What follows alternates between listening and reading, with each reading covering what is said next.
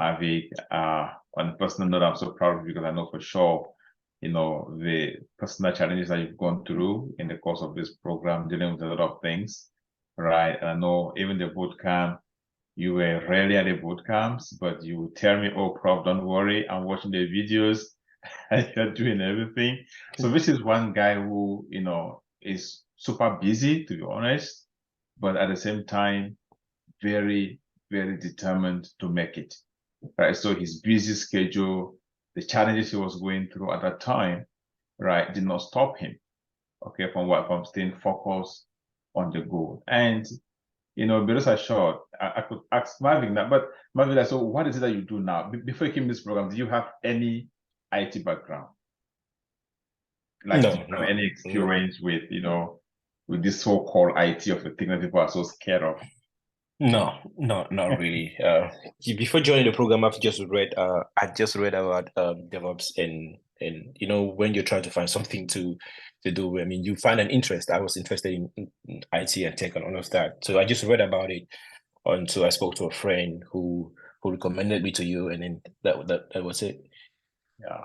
Okay. Wow. Excellent. So that's good. So I don't know if, does anyone has a question? Anybody have a question? Any questions?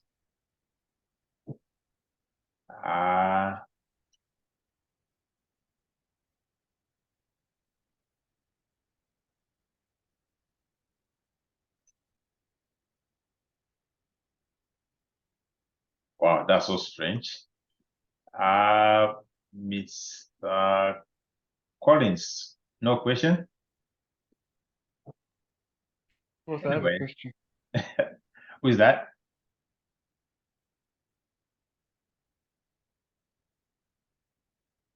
Can you just try to raise your hand up? I think that's the easiest way. Did someone say that they have a question or no?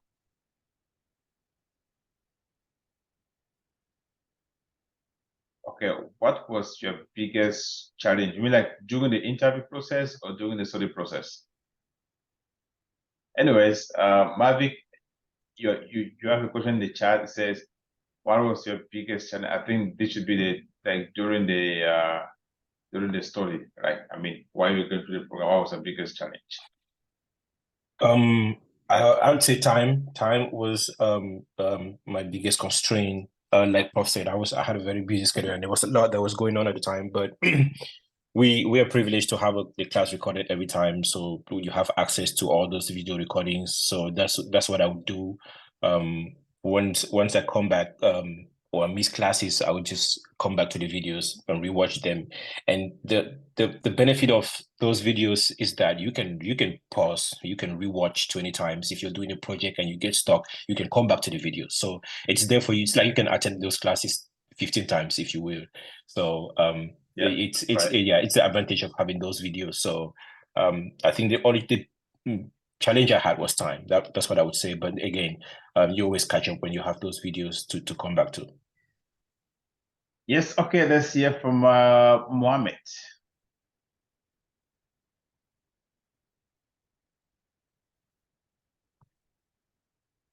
Okay, before we go to Mohammed, let's hear from, so Jofi is asking a question. Do you ever have a thought of dropping during the study process because of whatever challenges you face? I think that's a very good one. Absolutely not. I'm not. I never give up. Once I start with something, I have to see it through. That's especially like I said, I joined the class in October 2019, and Prof knows once I think in between or something, I had some challenges with whatever is going on here, so that was some sort of a blocker to me. But I just stayed focused, I stayed in class studying. Sometimes I would not study for like 2 weeks, but I always come back. Like I said, I'll come back to the videos. But giving up was never the option. It was just like delays. I would say, yeah, I had delays and some blockers, but there was never a time when I thought about giving up. It doesn't work that way. Right. So giving up was never an option. That's good. It's not. Giving up in life It's never okay. Let's hear from Mohammed's hand was up first. And yes, Mohammed, please go ahead. Okay, congratulations once more, Mr. Marvick. Thank you. We are really impressed, and I think we have been moved by all what you went through, and then we thank God that the glory came at the end. Amen. So I just have a quick question. Which job search engine did you use? Was it Indeed or maybe LinkedIn? And during the interview process, did they not ask you about your expected salary? If they asked, then what did you say? Correct. Or when did you people actually strike an agreement for the salary that you are receiving today? Okay. Great questions. So yeah, as far as the job search goes, yeah, I think I mentioned earlier how I realized after I completed the course that the job market was really, really tough, and people just were being laid off everywhere. And prior to even because before I started attending the course, I did some research and trying to see how the DevOps market is. I maybe went on LinkedIn and Google trying to search DevOps jobs to see how common it is. And I would see so many postings, so many listings for DevOps engineers. But then after the course, 6 months later, that was when all of these started. The tech world got hit economically and all of that.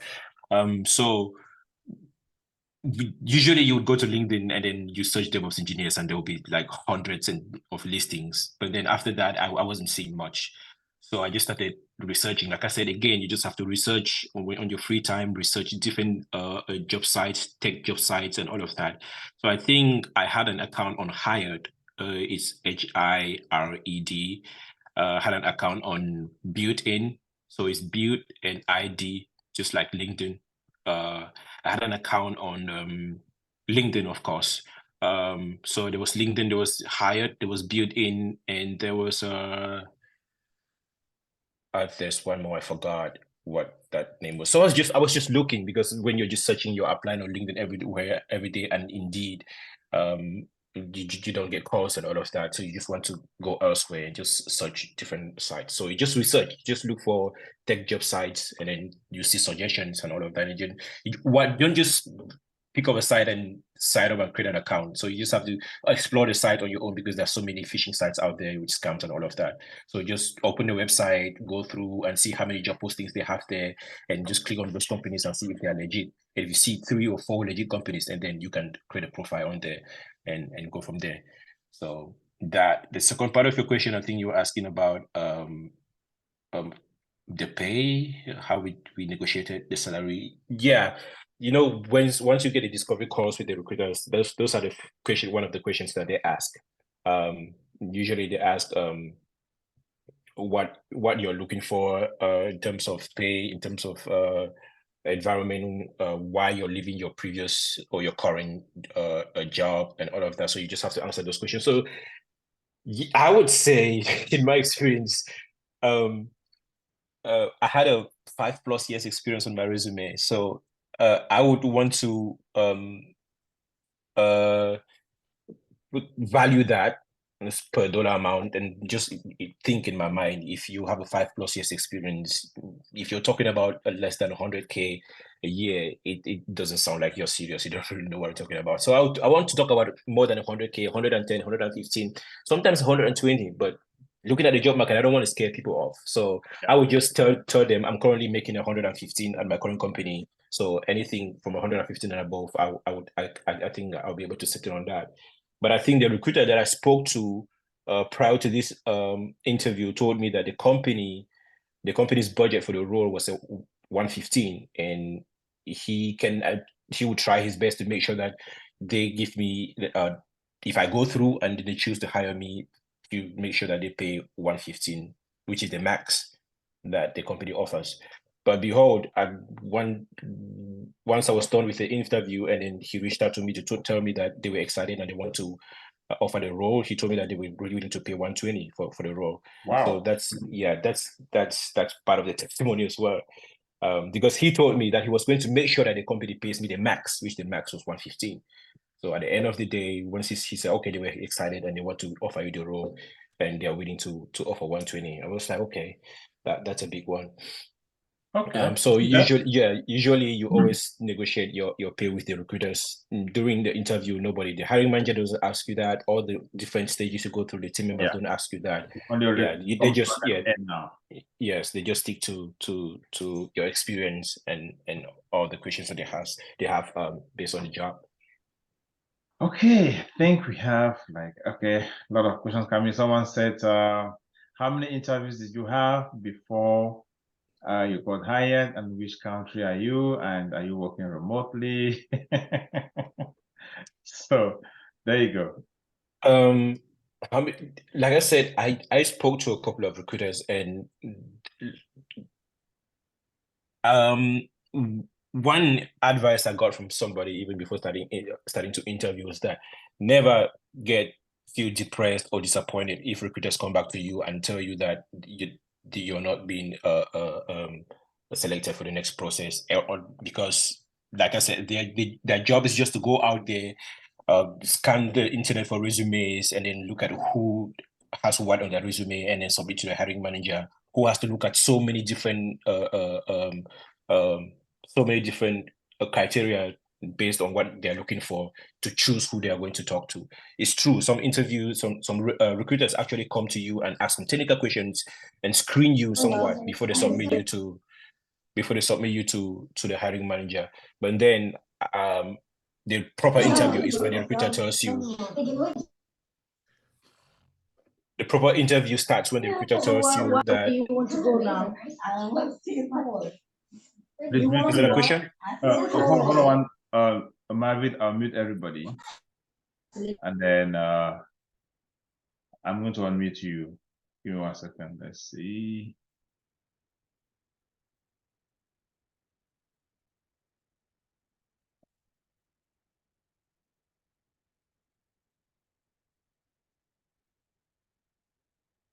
Okay.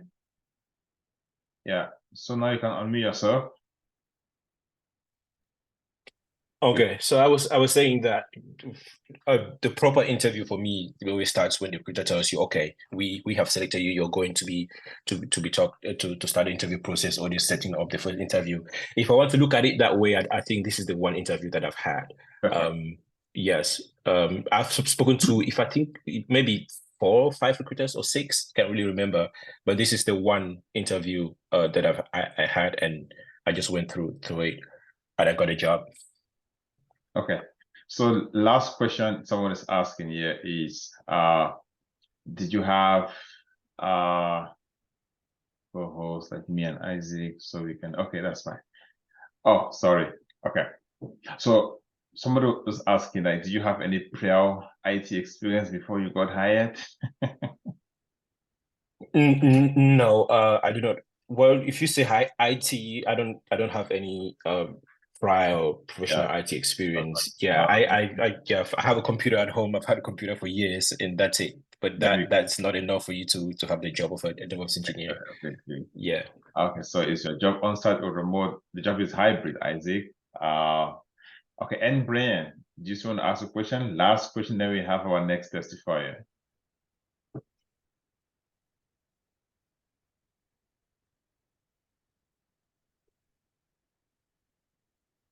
Brian, are you there?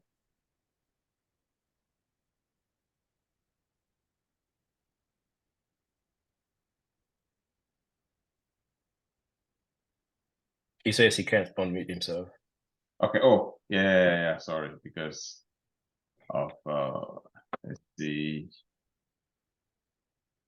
and Brian. Okay, there we go. Ask to unmute. Yeah, go ahead, please. Hello, can you hear me? Yes. Can you hear me? Yes, please go ahead. Go ahead. Yeah. Oh, Marvick, congratulations once more. Thank you. Success is a source of encouragement to many of us. So Prof said you're very busy, and I just want to find out how you manage your busy life with studies because yeah, like the course it requires a lot of hours, and especially me, I find out that the time I come back to study, sometimes I'm worn out from other activities, and maybe right in the middle of it, I find myself dozing off, you know. I just want to know how you managed your busy hours to be able to be consistent and the technique you use to study and to master all the concepts, you know, right from the beginning to the end. Thank you very much. Yeah, I would say that at some point I was so lacking behind that I can't even remember how many hours I had. So what I did was just to make sure that every day I would give myself an hour. The classes were 3 hours, so three days a week. I think they were 3 hours a day, 3 times a week. So I would just give myself an hour on a daily basis. Once I get home, I get to my laptop, I have to spend an hour on the computer. I don't want to think about how many hours I have left. So I just make sure that I put in an hour on a daily basis. In a week, trust me, you're going to cover what the class covered in those 3 days. So that's what I did. Because if you want to give you say, okay, I'm lacking in maybe 4 or 5 hours, and you want to think about covering 5 hours at the same time, it's not going to work. So what I did was every day when I come home, I spend an hour on my laptop. If I get tired, I go to sleep, and the next day I spend an hour. Before you know, you're just gradually catching up, and then before you know it, you're there. And also, one of the best ways to actually catch up is to do your projects, because I cannot think that I studied in any way better than working on those projects. Because once you do, because I was always working at my own time, I didn't really have people readily available to ask questions to. So I would look up stuff on my own. I would do research on my own and all of that. And once you do this, trust me, you learn so many different things. So that's also a way to help yourself. But I would say that it's not easy once you find out that you're lacking 5 hours behind or 6 hours behind. Don't think about that. Just make sure, just give yourself a target. Every day, once I come back, get home, let me spend an hour on here, and then tomorrow another hour, and the next day another hour, and gradually you catch up with the class. Yeah. And, you know, just to add one more thing to what Marvick's explaining, right? When it comes to this program, believe me, everybody have their own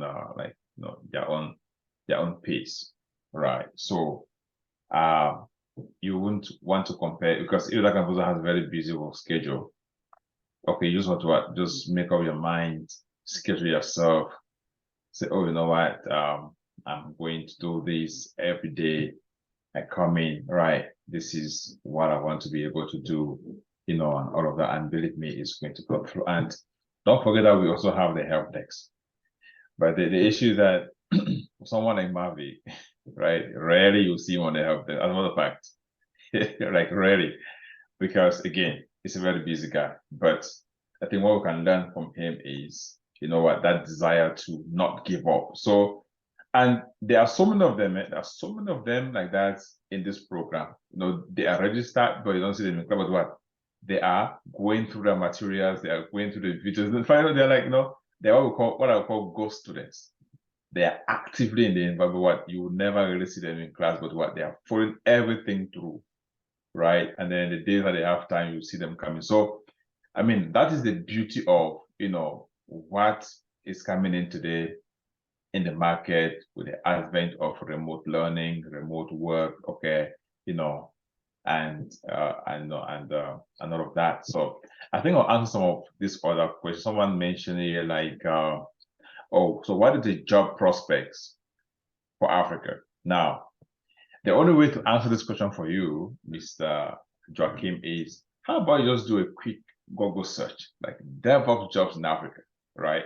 Believe me, that's going to answer your question in ways that you'd never have imagined.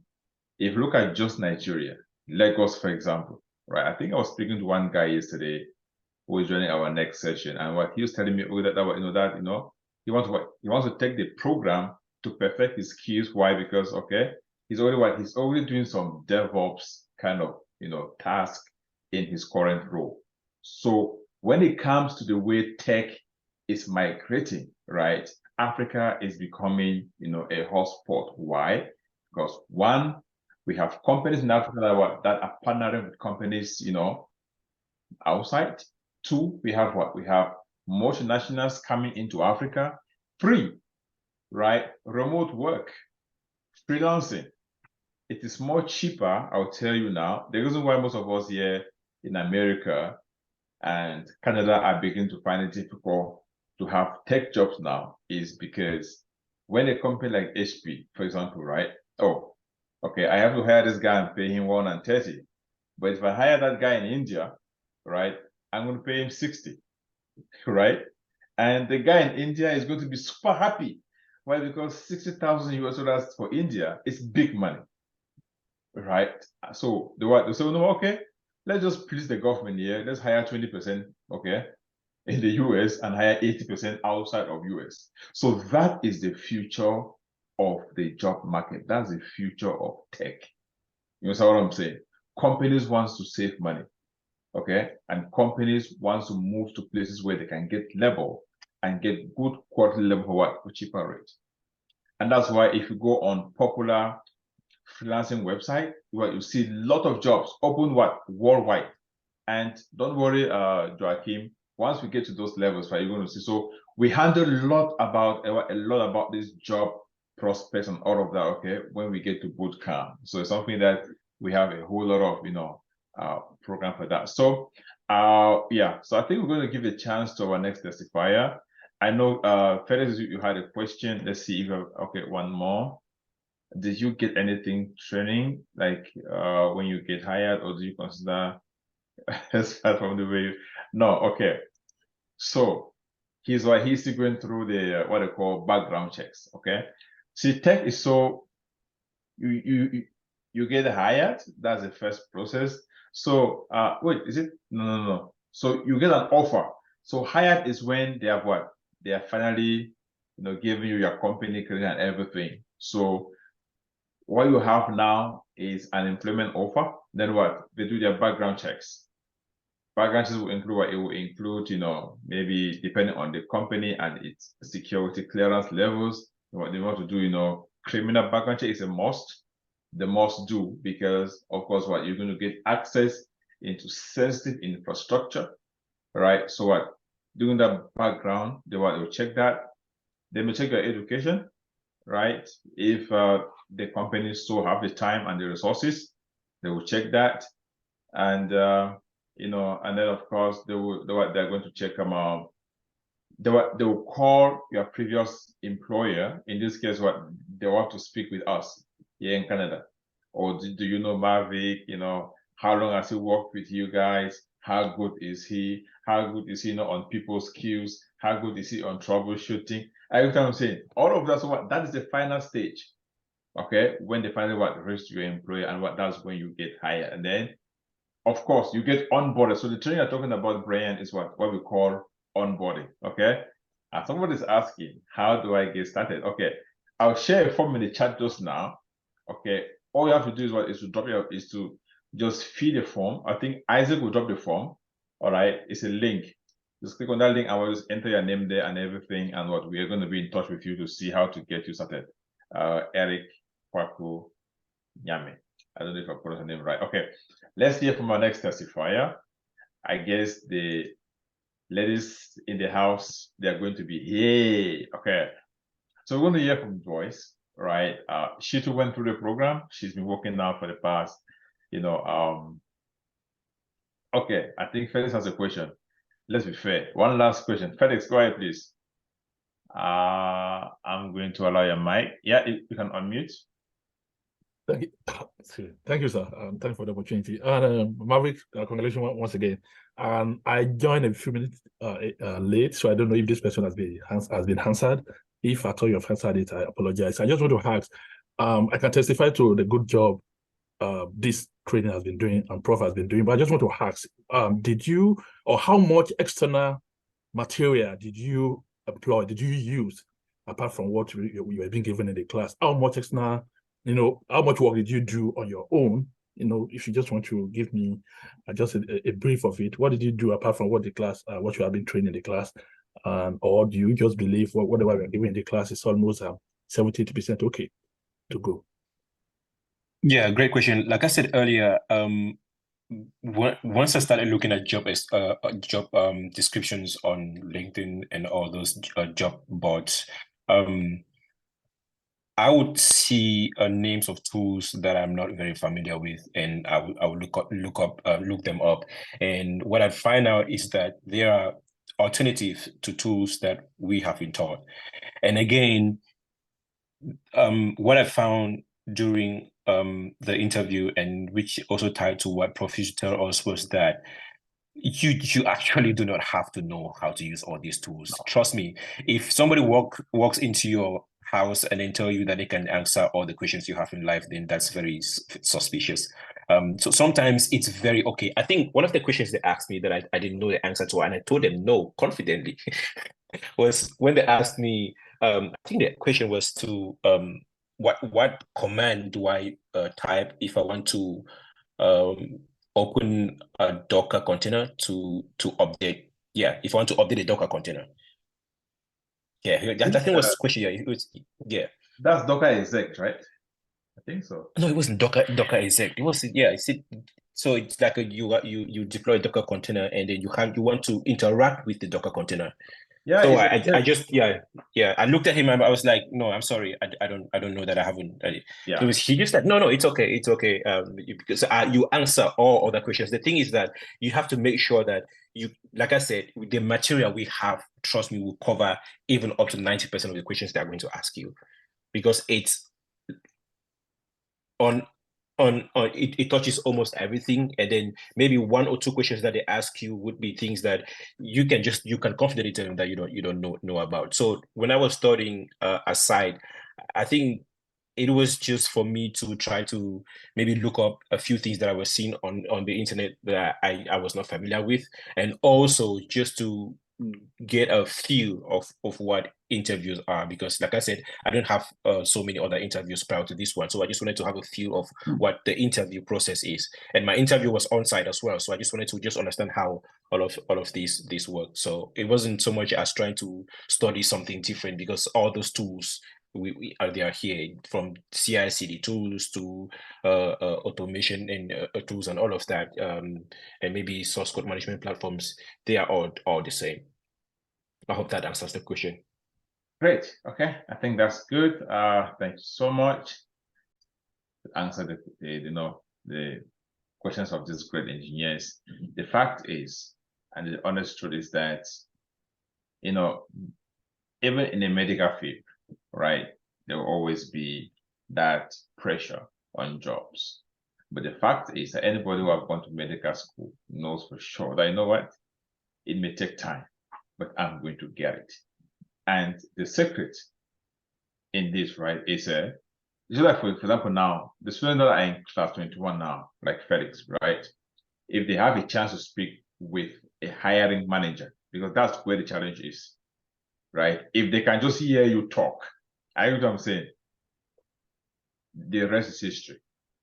So the major blocker, right, is to how do I put it? Is to get that chance for an interview, right? That is the major blocker. Once you get that interview, right, and you go in there, you go in with the confidence. And one thing that you also forgot, maybe Marvick to mention, is that before you go for any interview, we prep you, right?